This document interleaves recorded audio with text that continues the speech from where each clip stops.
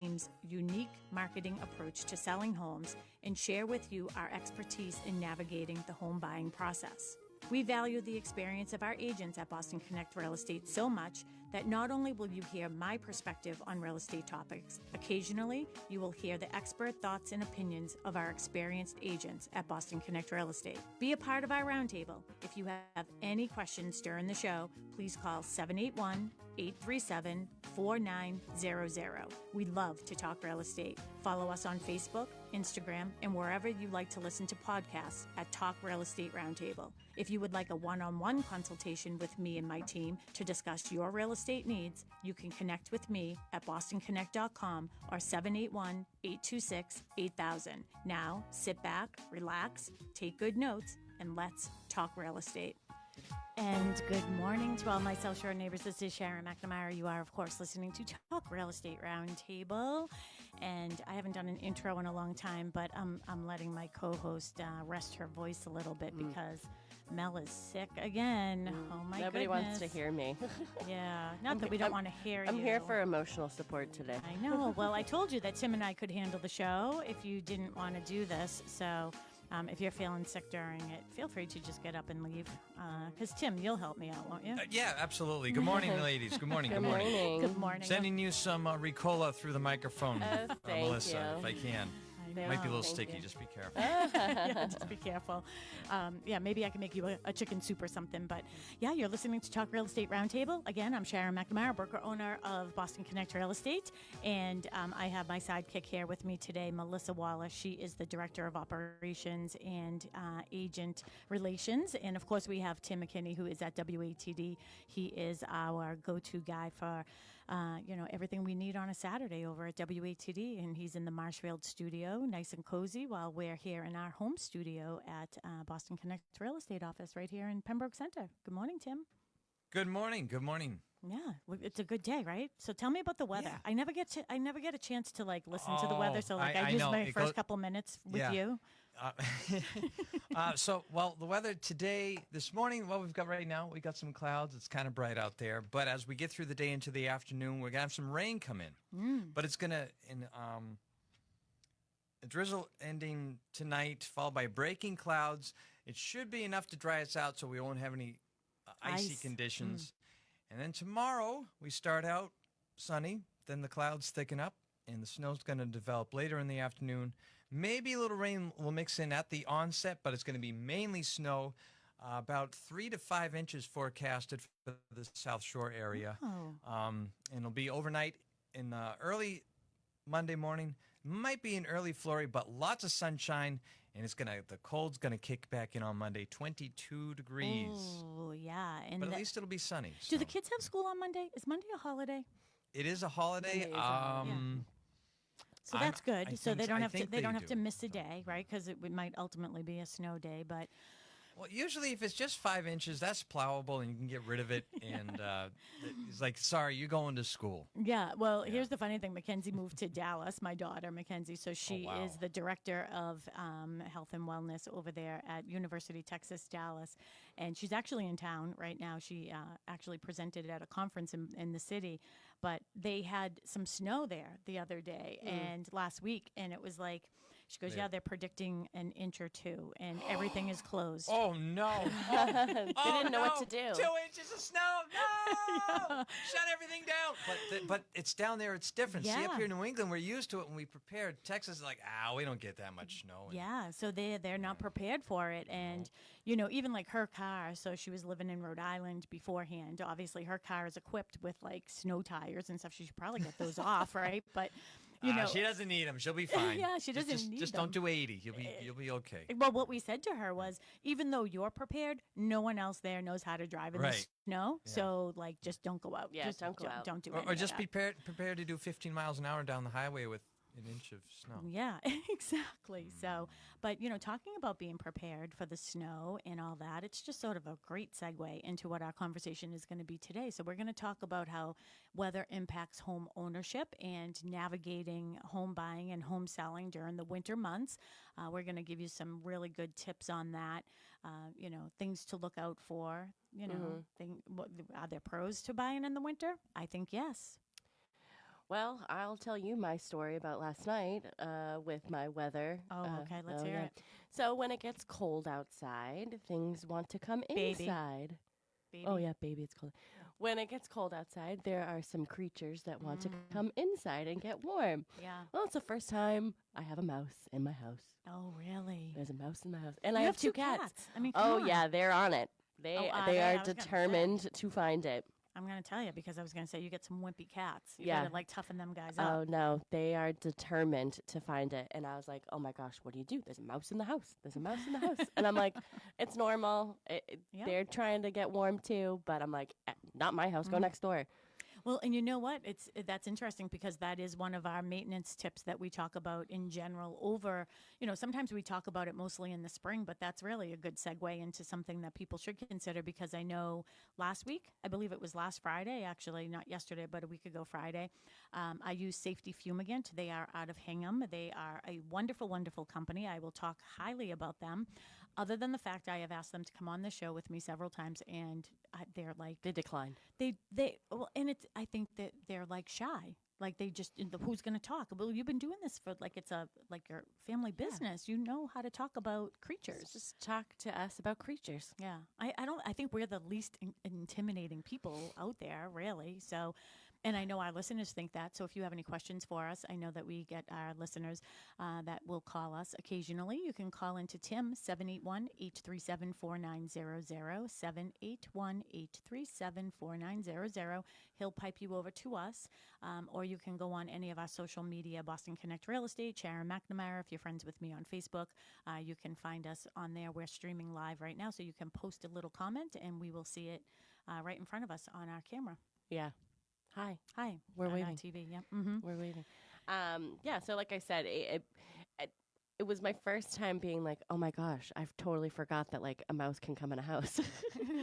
Did you just hear it or did you see Yeah, it? we can hear it. So, when I was living, I mean, I wouldn't say normal, but like it happens, like a mouse gets in the house. So, not a huge deal, but when we lived with, Mary and Sam, we always knew that there was a mouse somewhere because Zoe would just stare at like a cabinet or something. Like you would just stare at something, and then lo and behold, it would show up. Yeah. And we get rid of it.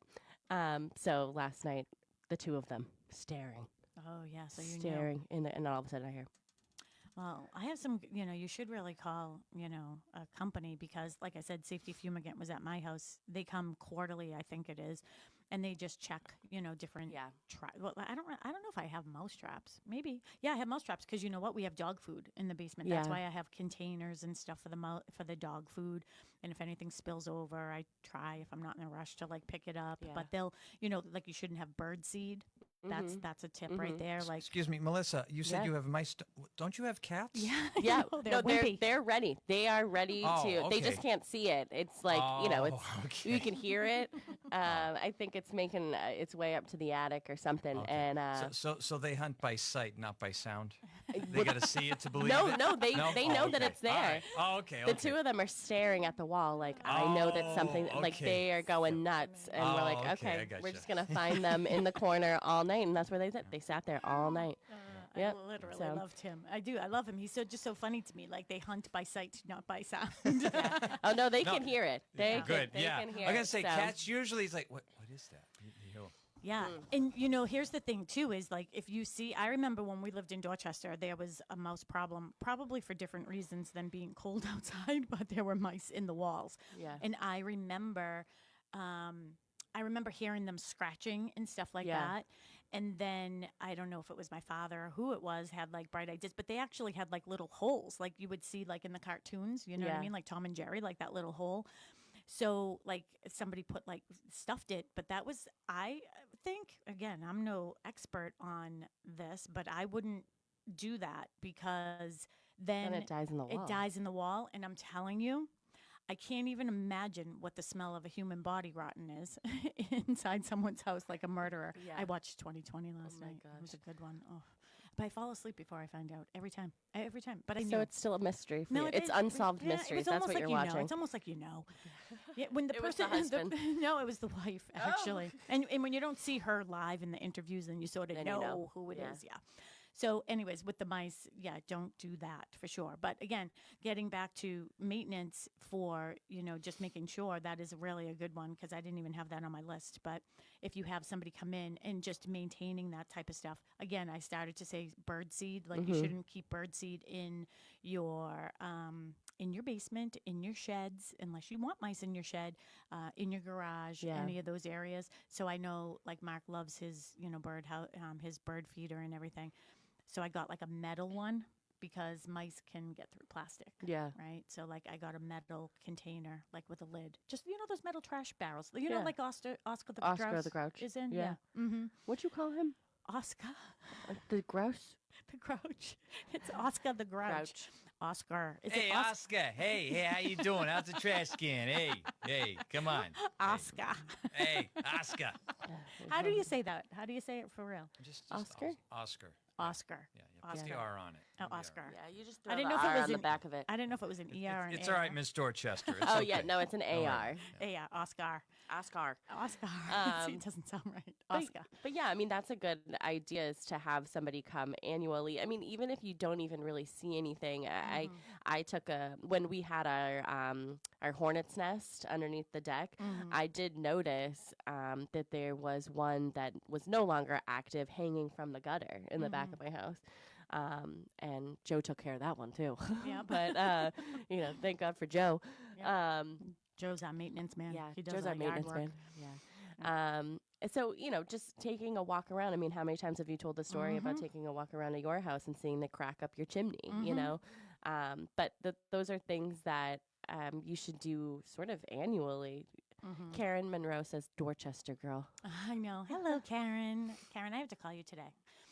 I miss you so. Karen is my one of my best friends, and yeah. So we try to go out to dinner once a month. Yeah. This show is really not about anything but me. So we usually In try my mouth. to once a month, but they end up going out more often than me, because a lot of times I am working in different things. But we can't go out until February, because apparently Kim is doing dry January. Oh. Yeah. So God forbid if we went out to dinner in January and Kim drank a seltzer water. Yeah. So, but some of the other things that, when it comes to winter, I mean, when people are thinking about the winter months, and this is, if you're navigating home buying or home selling, in those winter months, some of the challenges and strategies of what we're going to be talking about during the winter months, just some seasonal maintenance tips, which we have Melissa who just told us one right there. So, and I would say quarterly is generally when you would do it, because you want to check for termites and things like that as well. And then just specific concerns like frozen pipes, snow damage, and maintaining curb appeal, which is all really important. So I guess for the first 10 minutes here, we can talk about the impact of snow and ice. Should we talk about like during showings, or should I talk about like some of the maintenance stuff first? What do you think? I wish we had a vote button. A vote? Yeah. Take a vote. Give us vote. a call.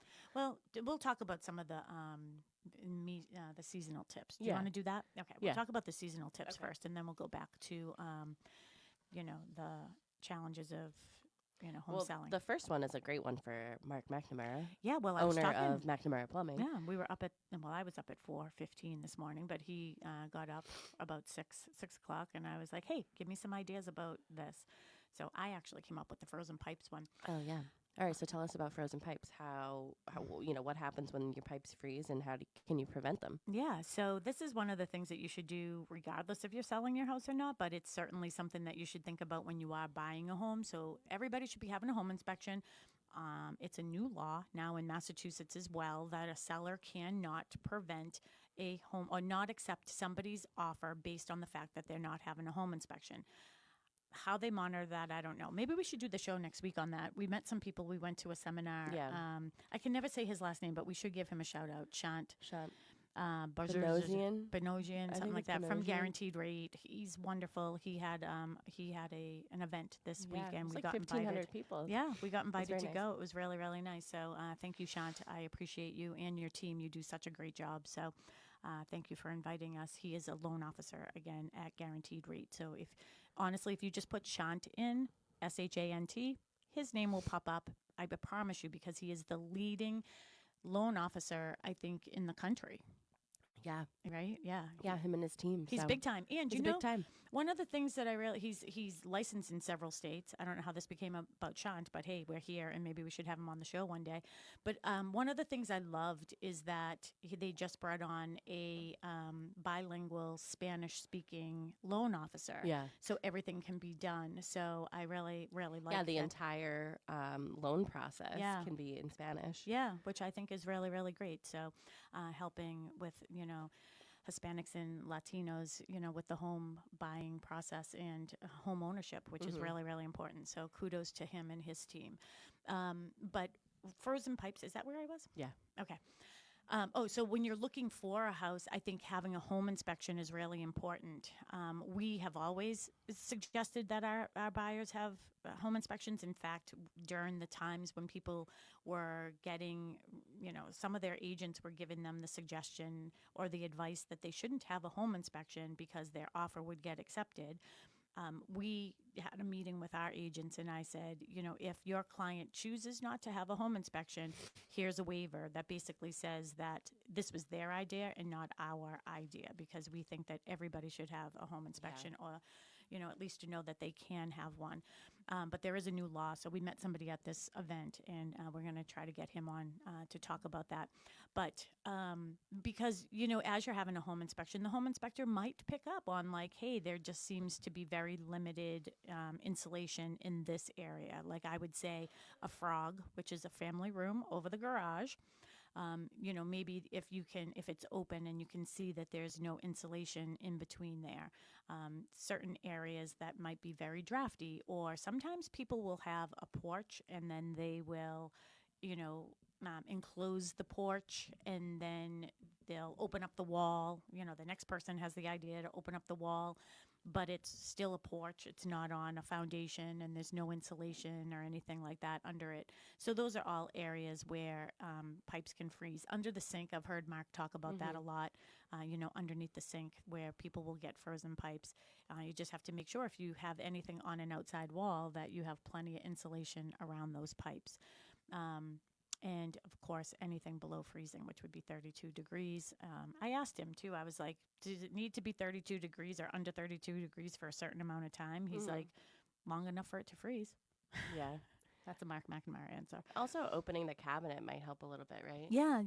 That will get some heat through there. And if you're going on vacation and you know that it's God bless you. If you're going on vacation and you know that you're not going to be home, a good idea. Maybe I heard like to let the water drip, so at least something's moving. One of my pet peeve things is, this is sort of weird. This is something that you may or may not know about me. When I leave the house, I tend to take the strainer out of like the kitchen sink and I just like sort of put it aside.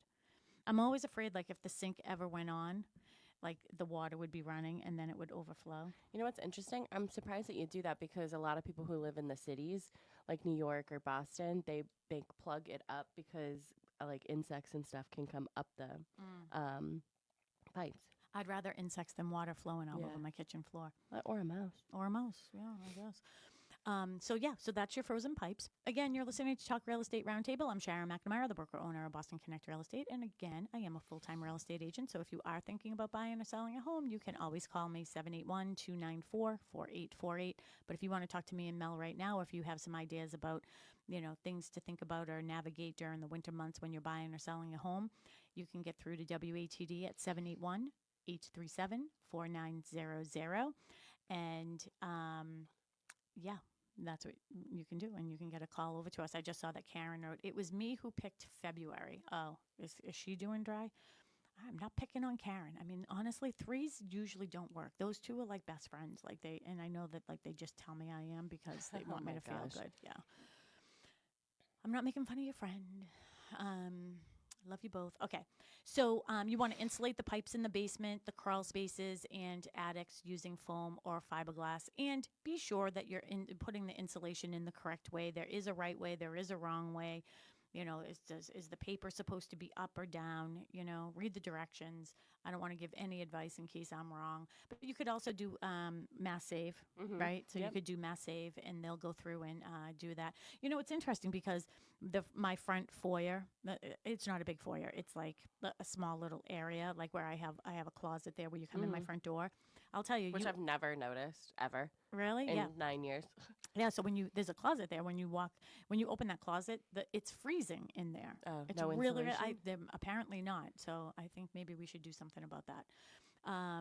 Also, look too around the house when you are buying a home. Look and see where the heat is. If anything is being built now, then certainly there are codes and zoning of like how much heat you need in certain rooms. But I know, like our house was built in 1992, and it's interesting because there really was no heat in the kitchen. There was no baseboard in the kitchen. So it's strange. Mark ended up putting something underneath the sink, like a kick space heater. But make sure that you're keeping your eyes open for things like that, especially if you're buying a home in the summer, you're not thinking about the heat, but vice versa. If you're buying a home in the winter, you want to make sure, that you're asking questions and looking about the air conditioning.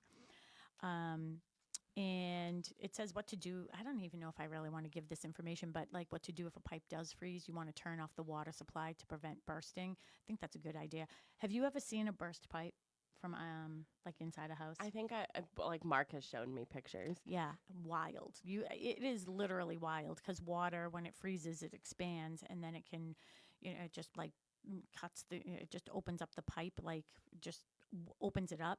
And I remember during the foreclosure times, what was that, 15 years ago, and I remember going into a house I was going to be the listing agent on it, and the guy just like walked away from the house, but the bank said that they had winterized it, and I went in there from the top floor all the way down to the basement to the water heater and the heating system. Every single pipe in that house had cracked and burst. Oh my gosh. Yeah, I have video of that somewhere. I should find that. What's next? Mechanical systems? Yeah. Heating systems. So ensure the furnace or boiler is serviced and working efficiently. How often do you get yours? Well, I'm married to a plumber, so like if something sort of happens, I sort of have him right there. You have an advantage. I do with that. But, but we have oil in our house, which Mark does not like, but we don't have any other option. So we do have to have it cleaned out. I mean, generally once a year we'll have that cleaned out, and we have Detuli oil that does that. And he's great. That's who delivers our oil, and he will clean our system for us. I can hear him and Mark down there all the time, once a year anyways. Doing that. So you just want to make sure. I mean, the better you take care of things, the longer they'll last. So you definitely want to do that. And then I'll just stick with this thing with the chimney. You talked about like how I had seen a crack that was several years ago now, and it's just because I never walked on that side of the house. But certainly you want to be looking for those things, inside and out. But you should have your chimney checked, just to make sure, does it have to be cleaned or anything like that. But like we have 2 flues in our chimney, and one is for the heating system and then one is for the fireplace. And I woke up a couple days ago, and I don't know if it was like a backdraft.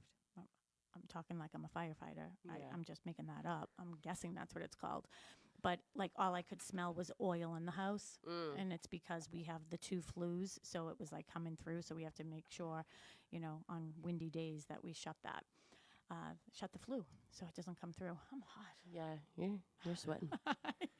You're not doing well. I'm not doing well. We're getting through this. We're getting through it together. Something I want to talk about, well, we were talking about winter, so, making sure that you clean out your gutters before, to prevent ice dams. I feel like we had a very windy, fall, and I noticed that my gutters were, full with leaves and stuff. So I had Joe come and, clean out the gutters and everything, and making sure that, there's no problems this winter, because that could be a big problem. I just had mine cleaned, actually. And this is sad. I don't know the name of his company, but it's Michael Parks, and he cleans gutters. So I will have to get the name of his company. I'll actually text his mother right now and see. But I think that is a really, really, really good idea. So Michael is local. We were supposed to have him on the show a few weeks ago, but we didn't because I think you did the show for me and I wasn't here or something like that happened. But yeah, I'm going to get the name of his company right now. But definitely, that's a good idea. And you probably don't even recall like the days when we saw a lot of ice dams, and it was almost like commonplace. Like if you saw like in the corner of the living room, you saw all the ceiling stained. It would be like, oh, did you have ice dams in 2014? Yes, I did. And that is because of what you just brought up. So even if you don't have a lot of trees around, birds fly and birds like to make nests. So a lot of times you have nests in there too. So yeah, you could have critters in there. yeah. I feel like the word of the day is critters. Okay. You have critters in the house trying to get in. You got critters coming up your pipes. Critters in the gutters too. But yeah, no, really important. I mean, I remember, when was it? Like 2015 or 2006? Like when would not stop snowing. It was so bad. 14, I think it was. 14, And 13, 14. I know my aunt had really bad ice dams. I mean, she had to leave her house and, had to sort of redo her whole side of, the back side of her house because it was, she had water damage on all three levels. So. Well, that was a problem because it would, the ice would, when the snow happened and then when things were melting, it would be like in the corners generally is where it would happen. And then it would go up the shingles. So it would get up underneath the shingles and then it would continue. So I think it's called Mike's Gutters and More. So it might be Mighty Mike's, or maybe Mike's Gutters and More. So anyways. Very nice. So he came, Mighty Mike's. There you go. Yeah, Mighty Mike's. Yeah, Mighty Mike's Gutters and More. So, he did a great job. He came over, measured it up, told me how many feetage I had. Footage? Yeah. Yeah. His phone number, by the way, if you are thinking about getting your gutters done, because he can do it when it's warm weather. We do periodically get some of those. It's 781-588-8300, 781-588-8300. So there you go. There you go. That's great. I mean, local here, and you can come and clean out your gutters and more. I wonder what else the more is, but we'll find that out. Yeah. Well, I'm gonna have him do some stuff here. Remember, I'm gonna have him take down my lights. Oh, well, there you go. There's the more. Yeah, and there's the more. This is a big one for me about window screens. So I guess that there's two trains of thought on window screens. I like to take my window screens out in the winter because, sometimes when especially if you're in an area that's sort of open, so when the snow is flying and sometimes it sticks to the screens, but then as it's coming off, sometimes it pulls and nags at the screen. So I hate those little pulls and everything. So I like to take the screens off of my windows. And then I actually said to Mark, I was like, oh my gosh, I took the screens out recently and I put them by the bulkhead to put into the basement and I forgot. And he goes, they're in the basement. So he took care of it for me.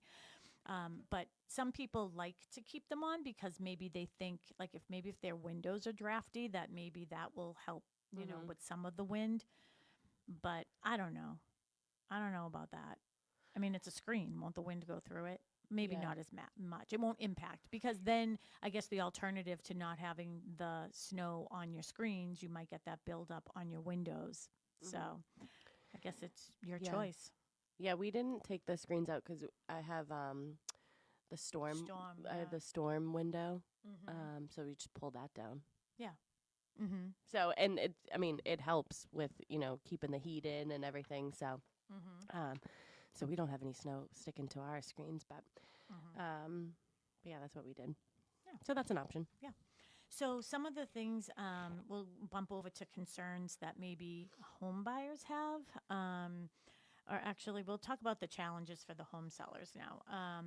So challenges that home sellers may have during the winter months is the impact of the snow and ice on showings.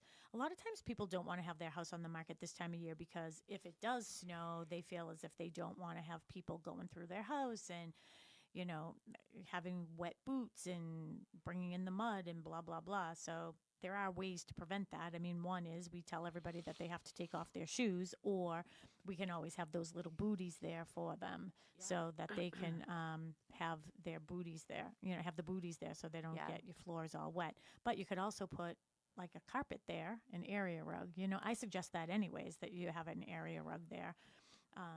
When you first walk in? Yeah, when you first walk in. Yeah. I mean, honestly, you can go to Ocean State Job Lot and you can get, and Ocean State Job Lot is everywhere now. Apparently, they took over every single one of the Christmas tree shop really? stores. Yeah. So, yeah, they have the big ones for like $10. So, and if you're a real estate agent, maybe it's a good idea for us to just buy a bunch of those, keep them in your car. And bring them for open houses. Bring them for open houses and everything so people can wipe their feet when they get in there. Especially the other thing, too, is you have to think about, and I say this in new construction all the time when I'm doing my final walkthroughs with people, is especially in a new construction active site, like there's a lot of stones around and things, but in the winter, like if somebody has boots with a lot of like with the tracks on the bottom or sneakers or anything like that, you know, rock salt, anything like that you can pick up and it will maybe stick into your sneaker or your shoe or your boot. You really don't want people walking around your house with that if you have hardwood floors, especially because it could scratch up the floors. So I think having some type of a, you know, little carpet or rug or something right there as you come in the door is really important to do. Faith Birmingham, who is a full-time realtor here at Boston Connect Real Estate, is watching, and she said, no screens in winter help let more light in my house, in my opinion. Yeah, I like that too, Faith. I was thinking about that too. I like having the sun in the house, and when I put that, you know, as one of my considerations, I was using ChatGPT to help me with some of my ideas, and it said that because sometimes people don't like the glare of the winter sun coming through their windows. I'm like, who? So I didn't put it in my agenda because I can't think of one person that doesn't like sun gleaming through their windows. Maybe someone who works nights.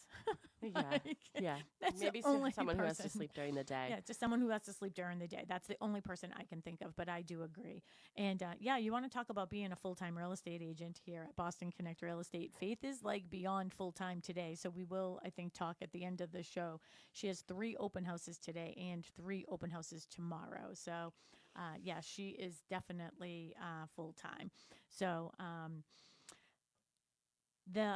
so you definitely don't want to not have your house on the market because of that. So we certainly can get around different things.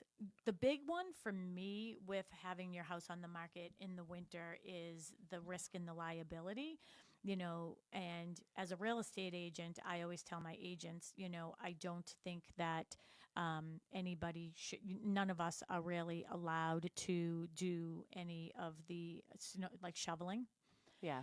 I think in Massachusetts, the law is, you know, he who holds the shovel last is the one that owns that liability and that risk.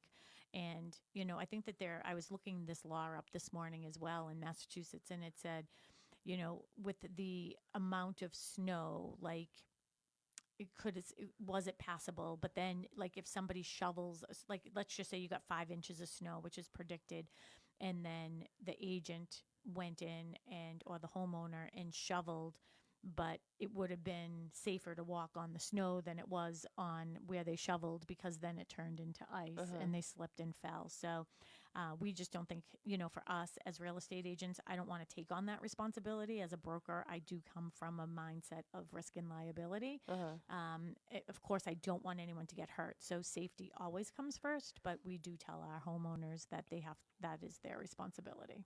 Yeah. I'm just looking, so you're looking at the cameras at your house, and it has a warning at the beginning, so we could talk about this too. Freezing weather can affect your device's battery life. Yeah. So if you have cameras or floodlights or anything in the exterior of your home, you know, the battery could freeze too. So I would, you know, look into that as well, because, you know, if you try to go outside and take the trash out or something at nighttime, take the dog out, there might not be light. So if bring a flashlight. Yeah, absolutely. I was watching Shark Tank last night. They had a really good flashlight on there. But that's why I don't keep my laptops in my car. Oh, yeah. Because I don't want that to happen. Yeah, the reason why I put my camera up is because I just got a warning. Where were we? Oh, with the shoveling and the sand and salt. So of course you want to have sand and salt. Here's the other thing. Read the directions on all of this salt. One, yes, it can be hazardous to animals, right? So if you have dogs, then the dogs are going to be bringing it into your house. So what's that going to do to your hardwood floors and your tile and anything else that you have in the house? And then if you let them up on your sofa or in your bed or whatever, you're definitely going to have, they'll have that on their paws. But most importantly, you don't want it on their paws because you don't want them to lick it off. So make sure that it is environmentally safe for them as well, and the environment. But you also want to check to make sure what can that rock salt go on, if it's rock salt or whatever the different types are, what type of material can it go on. So I did have a listing one time, and it became a big fiasco because somebody was using the person, not the landscaper, but the people who were plowing, they put rock salt on all of the stairs, and the stairs were like a slate and a granite or something, but at the top level, and it literally destroyed it. A lot of times when I'm going into homes as well, when I'm working as a buyer's agent, if I see like the front steps, a lot of times people let you in on the side door, but if you're buying a house, you should also look at the front door and the front steps. They had brick. A lot of people will have brick, and they use that rock salt on the brick, and it deteriorates the brick. So you want to definitely make sure that you're reading that. So sand is a very good alternative. So it's good, so you can just put down some sand. It will help with the slipping and sliding, and you can just, when spring comes or a nice warm day, you can just blow it away. So that's another one. Good morning, everybody. Again, I am Sharon McNamara. I am the broker owner of Boston Connect Real Estate, and I am here with my sidekick, although she has left the room for a minute there. She's not feeling good today. But if you have any questions for us or any comments about any of these items, please feel free to call 781-837-4900, or you can go on to any of our sites that we have, social media. We don't use TikTok, so we're not really concerned about what happens tomorrow. Sorry about that for everybody who does love TikTok. But we are on Facebook, Instagram, and you can find us at Boston Connect Real Estate. You can find me on Sharon Costa McNamara. So you'll be able to find us, and you can say hello like Karen always does. So so that was that about the rock salt. And you just want to make sure that it is nice and safe when people do come into the house. But again, that brings us back to putting down sand and then people coming into your house. That's why you should have that little scatter rug at the front door. Yeah. I think that's a great idea, actually. Yeah, I know. I mean, we should bring that up in our office meeting. Yeah, we should bring that up. Maybe I should just buy a bunch of them and tell agents and give one to each of the agents. Yeah, maybe. What a nice thing. Yeah. I mean, I could go to the process of getting something made with Boston Connect logo on it. Then people will be wiping their feet on us. Yeah, but then they'll remember us. Like, wow, that was really thoughtful of that company to think. I will look into that for you. Okay. In the meantime, I'll just get the $10 ones. And maybe have a Roomba on standby, too. Yeah. We come with a Roomba. Hey, listen, we should do a show on the things that we do. We are going to have a funny show, though, because we want to do some stuff. We were at the event the other day about video and stuff, and we were just talking on the way home. Faith was with us as well. Again, Faith Birmingham. She's a full-time agent here at Boston Connect Real Estate. Kristen Howellette, who is also a full-time, was supposed to come with us, but she wasn't feeling good either. And Susan Bollinger, of course, full-time real estate agent. She's been a host here many times. So the four of us went, and I don't even remember where my thought was.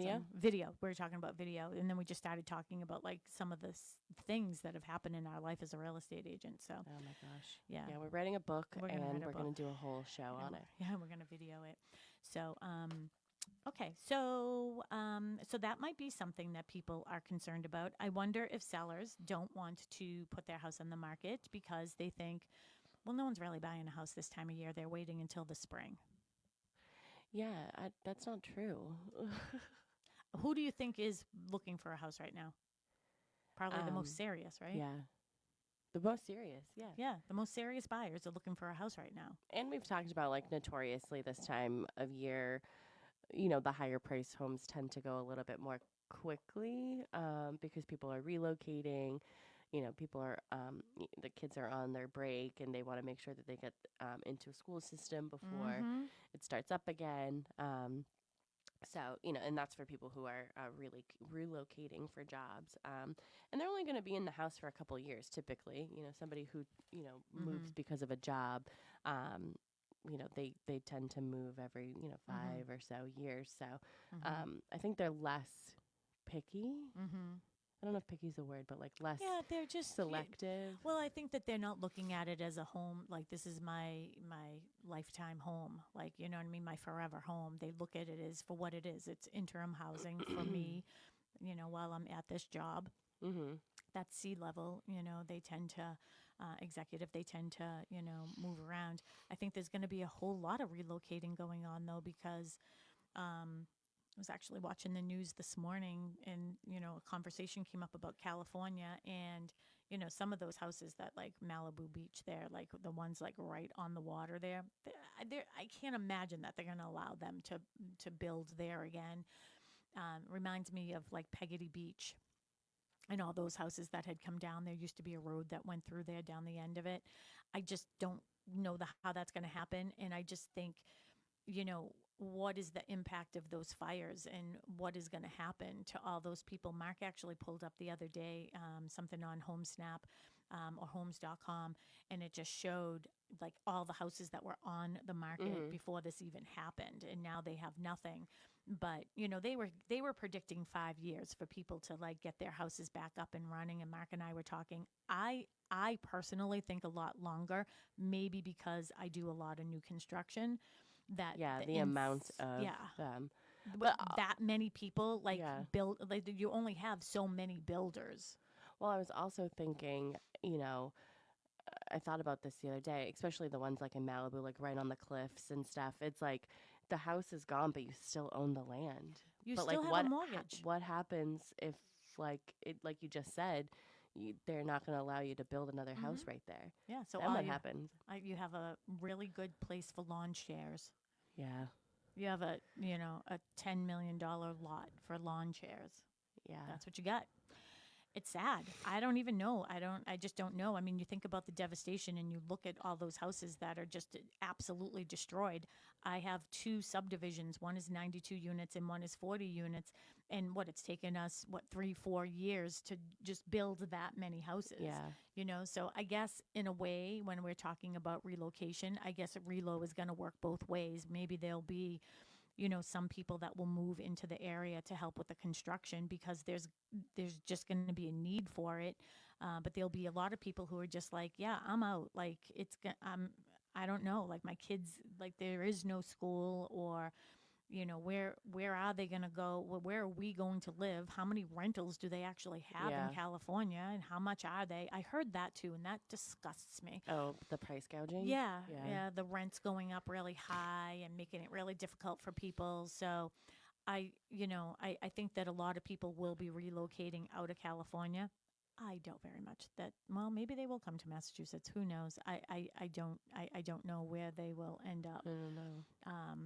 But they could get a whole lot more for their money in other states. I mean, they're very close to, obviously, Texas and things like that. So, they could probably move that way if they wanted to. Arizona. Yeah, but, think about what we talked about or saw the presentation the other day is, there were, $4.5 million buyers last year. And now think about everybody who's displaced and competing or also needing a place to stay along with those 4.5 million buyers. So that's something that we have to consider this year. Yeah. Is the inventory. Inventory is still really low in our area as well, which is why if you're a seller, this is, any time is a good time to put your house on the market because you're going to have a lot of buyers looking, and I think serious buyers are looking all the time. Do more buyers come out in the spring? And this is one thing that they sort of brought up the other day too, and it's something that we've discussed in the past is, do we have more buyers in the spring based on, families who have children and they're sort of contemplating and figuring out when school will start and they want the kids to be starting in school. So, around here we say that, spring market starts the Sunday after Super Bowl Sunday, right? I mean, the Monday after Super Bowl Sunday, which is generally the first or second weekend in February. Yeah. In spring market, I think that people just think of, the daffodils are coming up and, we have a green lawn and we have all these things. And that's one of the things that people consider. So I know that that's on our list somewhere too, is, people maybe don't want to come on the market in the winter because of curb appeal. And that's why in the fall, when we talk about things to do, one of the items that we say is, get the big wheel out of the front yard, get the basketball out of the front yard, get, all your stuff out of the front yard. Mm-hmm. So, when it does snow, you should be getting all your leaves up and all that other stuff. So when it does snow, snow can look pretty. Yeah.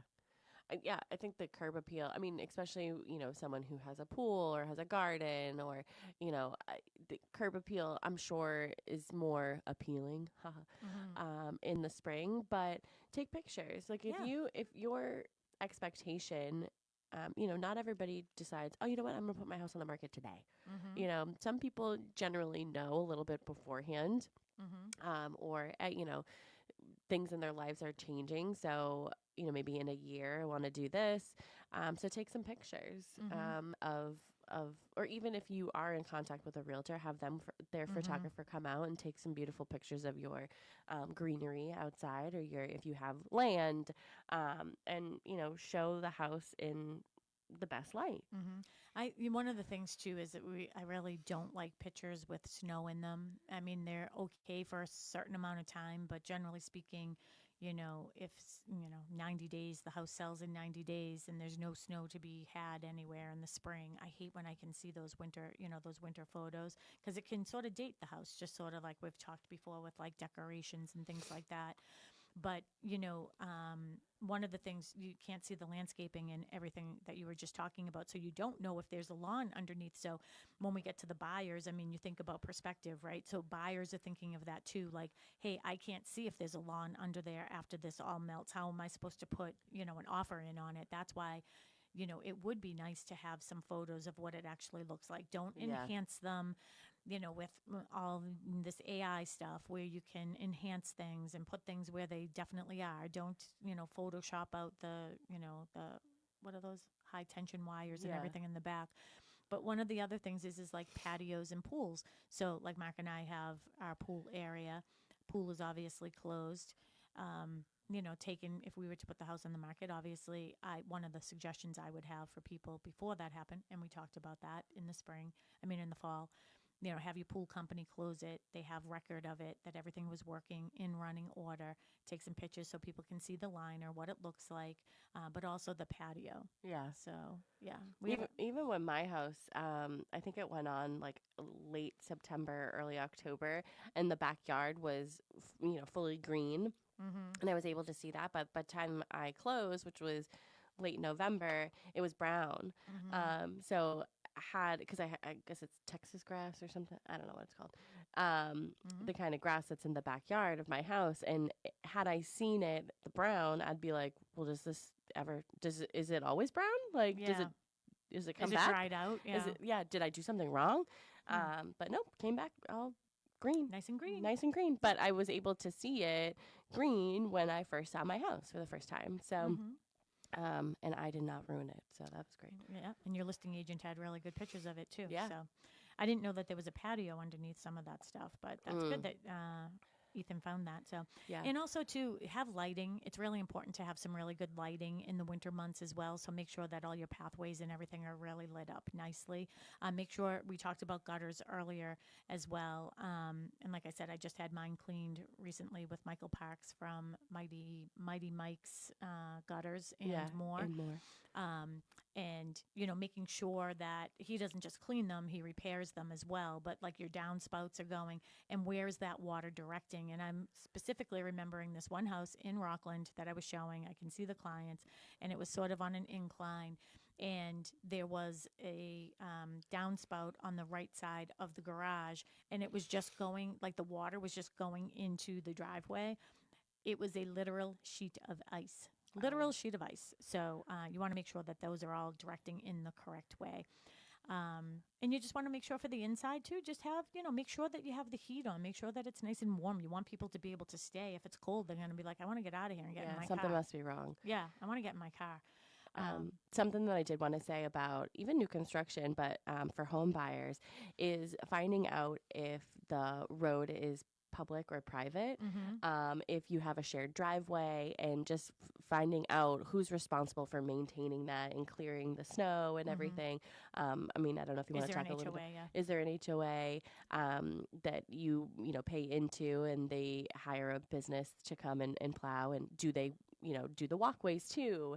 And so those are, great questions to ask when you're looking at even new construction or even a resale that has a private road. Yeah, or a condo. You want to know how far they do plow or shovel up to. Some will do your driveway, some won't do your driveway, some will do your pathway, some won't, some will do your stairs, some won't. So you definitely want to look into that. The concerns that a buyer might have, and I'll go through these quickly because we only have a few minutes, but challenges during inspections. And this is something that, we talk about all the time. And that's why if you're putting your house on the market and there's no snow on the roof, and get your real estate agent out there. We have a drone, so we can get the drone up there. We can take some good photos of that, so people can at least see it. Or you can get somebody who's, get a roofing company up there, see if they'll give you some type of, letter of sorts, of what is going on at the time that they saw it. So, because when you have your home inspection, if there's snow up there, then they really can't see it. The other thing that's really hard to see is around the foundation if there's a lot of snow. So, just, take a little video map of your home on the exterior when that's happening. And then the advantage of buying in the winter, by the way, is that there are probably fewer buyers that are on the market. They're probably waiting to see if more things. Those are the people that are like, they have FOMO, fear of missing out. They're afraid to buy a house now because they don't know what's coming up. But nothing could come up, so you're better off doing that now. And it says that sellers are generally motivated this time of year. Some are, some aren't. It matters. It matters. I think the same.